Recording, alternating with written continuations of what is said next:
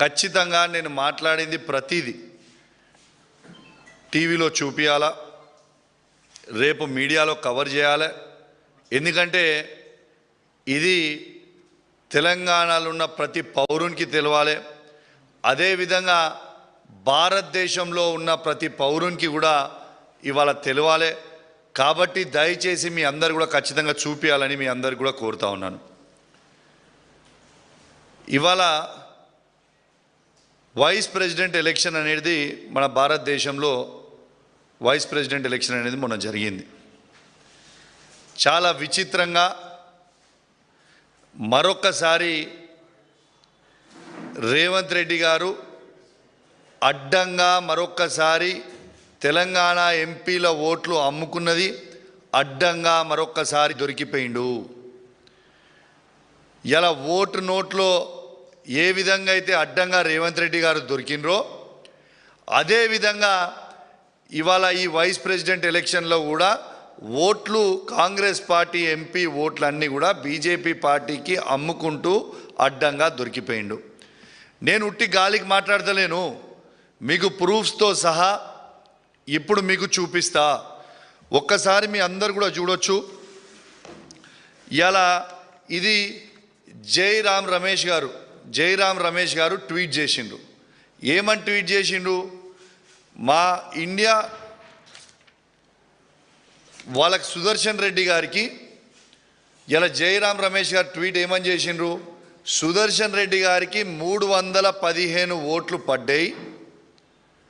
ఇది opposition parties 100%గా వచ్చి ఓట్లు వేసిర్రు. ఇది 315 ఓట్లని స్వయంగా జైరాం రమేష్ గారే ట్వీట్ చేసిండ్రు. నేను చెప్పింది ఏం కాదు, ఇది జైరాం రమేష్ గారు ట్వీట్ చేసిర్రు. ఇది అందరు కూడా సరిగ్గా చూసుకురు కదా, కావాలంటే చదివి కూడా వినిపిస్తా. జైరాం రమేష్ గారు tweet: the voting in the vice president election is over. The opposition has stood united. All its 315 MPs have turned up for voting. This is an unprecedented 100% turnout అని ఇలా జైరాం రమేష్ గారు ట్వీట్ చేసిండ్రు. వీళ్ళు ట్వీట్ చేసిన తర్వాత ఏమైంది? ఇలా యాక్చువల్గా ఓట్లు ఎన్ని పడ్డాయి? జైరాం రమేష్ గారేమో 315 ఓట్లు పడ్డాయని చెప్తాడు. కానీ ఎలక్షన్ కమిషన్ ఎంత డిక్లేర్ చేస్తుంది? సుదర్శన్ రెడ్డి గారికి పడ్డ ఓట్లు కేవలం 300 ఓట్లని మాత్రమే ఇది ఎలక్షన్ కమిషన్ డిక్లేర్ చేస్తుంది. ఇది చూడొచ్చు మీరు. ఇడిదికేమో జైరాం రమేష్ గారు ట్వీట్ ఉంది, 315 ఓట్లు. ఇడిదిక్కు మన ఆన్లైన్ వాళ్ళు ఎలక్షన్ కమిషన్ డిక్లేర్ చేసింది 300 ఓట్లు మాత్రమే పడ్డాయి, 452 మాత్రం బీజేపీ సపోర్ట్ చేస్తున్న క్యాండిడేట్కి పడ్డాయి అనేది క్లియర్గా ట్వీట్ చేసిండ్రు. ఇది అయిపోయిన తర్వాత ఇది ఇండియా టుడే నేషనల్ ఛానల్లో కూడా 300 ఓట్స్ మాత్రమే ఇవాళ కాంగ్రెస్ పార్టీ అభ్యర్థి అయిన సుదర్శన్ రెడ్డి గారికి పడ్డాయి అనేది క్లియర్గా ఇగోండి మీరు చూడొచ్చు. ఇది కూడా చూడొచ్చు ఇండియా టుడేది. ఇలా ఇండియా టుడే తర్వాత ఎన్డీటీవీలో కూడా ఆన్లైన్లో వాళ్ళు వేసింది కేవలం 300 ఓట్స్ మాత్రమే కాంగ్రెస్ క్యాండిడేట్కి దొరికిన ఓట్లు పడ్డాయి అనేది క్లియర్గా దీంట్లో మీరు చూడొచ్చు. ఇవాళ నేను అనేది ఏంటంటే, ఇలా జైరాం రమేష్ గారేమో 315 ఓట్లు పడ్డాయని చెప్తాడు. మరి 300 ఓట్లే ఎట్లా పడ్డాయి అంటే 15 ఓట్లు ఎటుపోయినాయి అంటే ఈ 15 ఓట్లల్లో 8 తెలంగాణ కాంగ్రెస్ పార్టీ ఎంపీ ఓట్లన్నీ కూడా బీజేపీ క్యాండిడేట్కి ఇలా ఓట్లు వేసిండు అనేది స్పష్టంగా అర్థమవుతుంది. ఎందుకు చెప్తున్నా అంటే అంత స్పష్టంగా మీరు చూడవచ్చు. ఓటింగ్ అయిపోయిన తర్వాత ఇప్పుడు మీకు చూపిస్తా. ఓటింగ్ అయిపోయిన తర్వాత ఇగోండి రేవంత్ రెడ్డి గారు వారి ఎంపీలందరూ కూడా పోయి నిర్మలా సీతారామన్ గారికి కలిసి బొకే ఇచ్చి మేము ఓట్లు మీరు చెప్పినట్టు ఓట్లు మేము ఖచ్చితంగా బీజేపీ క్యాండిడేట్కి వేసిరు మా ఎంపీలని ఇగోండి ఇది క్లియర్గా చూపిస్తా ఉన్నా. ఇవాళ రేవంత్ రెడ్డి గారు మరియు వాళ్ళ ఎంపీలు అందరూ కూడా పోయి మేము ఓట్లు వేసినామని నిర్మలా సీతారామన్ గారికి షాల్వా కప్పి బొకే ఇచ్చింది మీరు స్వయంగా చూస్తూ ఉన్నారు. ఇక నిర్మలా సీతారామన్తో పాటు నితిన్ గడ్కరీని కూడా ఆ రోజు కలిసిండ్రు. మీరు క్లియర్గా చూడొచ్చు. ఇది ఎవరు పెట్టిర్రు? ఇలా కాంగ్రెస్ పార్టీ సీఎంఓ ఆఫీస్ పెట్టింది, తెలంగాణ సీఎంఓ ఆఫీస్ పెట్టింది. కాంగ్రెస్ పార్టీ ఎంపీ ఇగోండి ఆయన దాంట్లో నుంచే నేను కిందికి తీసిన, ఇగోండి ఇది పెట్టింది మీరు చూడొచ్చు, క్లియర్గా చూడొచ్చు. దీంట్లో నితిన్ గడ్కరీకి ఇచ్చిర్రు. సరే వీళ్ళిద్దరిని ఎందుకు కలిసిర్రా బాబు అని మేము అడిగితే మేమేదో తెలంగాణ అభివృద్ధి కోసం కలిసినామనో ఏదో అని చెప్తుండొచ్చు. సరే మంచిది, అట్లనే కూడా చెప్దాం. మరియు ఎలక్షన్ అయినాక స్పీకర్ని ఎందుకు కలిసిర్రు? ఇగోటి స్పీకర్ని కూడా కలిసి మొత్తం ఎంపీలు మనోళ్ళందరూ కూడా స్పీకర్ని కలిసి ఇవాళ వాళ్ళ కృతజ్ఞతలు చెప్తా ఉన్నారు, షాల్వాలు కప్పి బొకేలు ఇచ్చి మాట్లాడుతూ ఉన్నారు. ఇది స్వయంగా చూడొచ్చు.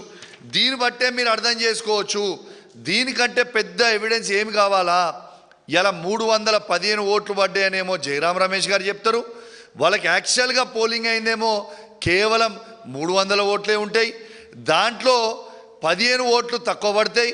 ఆ 15 ఓట్లల్లో బాజాబ్తు 8 తెలంగాణకు సంబంధించిన పార్లమెంట్ సభ్యులు బాజాబ్తు బీజేపీ క్యాండిడేట్కి ఓటేసిరని ఖచ్చితంగా నేను ఎందుకు చెప్తున్నా అంటే ఓటింగ్ అయిపోయిన నిమిషమే నిర్మలా సీతారామన్ని కలుస్తారు, ఇలా నితిన్ గడ్కరీ గారిని కలుస్తారు, ఇలా స్పీకర్ని కలుస్తారు. ఇలా మరి దీని అర్థం ఏంటిది? ఖచ్చితంగా ఇలా తెలంగాణకి మరొక్కసారి రేవంత్ రెడ్డి గారు ద్రోహం చేసిరనేది చాలా స్పష్టంగా కనబడతా ఉన్నది. ఇలా ఒక్కటేసారి ఆలోచన చేయండి. ఇలా తెలంగాణకి ఏ విధంగా అయితే ఉద్యమంలో ద్రోహం చేసిండో అదేవిధంగా ఇవాళ మళ్ళా చంద్రబాబు నాయుడు గారితో లింకు పెట్టుకొని ఇవాళ నరేంద్ర మోడీ గారిని అప్రోచ్ అయ్యి ఇవాళ వాళ్ళ ఓట్లన్నీ కూడా ఇవాళ తెలంగాణ ఎంపీల ఓట్లన్నీ కూడా అమ్ముకున్నది స్వయంగా మీరు చూస్తూ ఉన్నారు. దీంతోపాటు స్వయంగా ఏమని చెప్పిర్రు? ఇవాళ నాకొక్క 3 కాంగ్రెస్ పార్టీ ఎంపీలు కలిసిర్రు.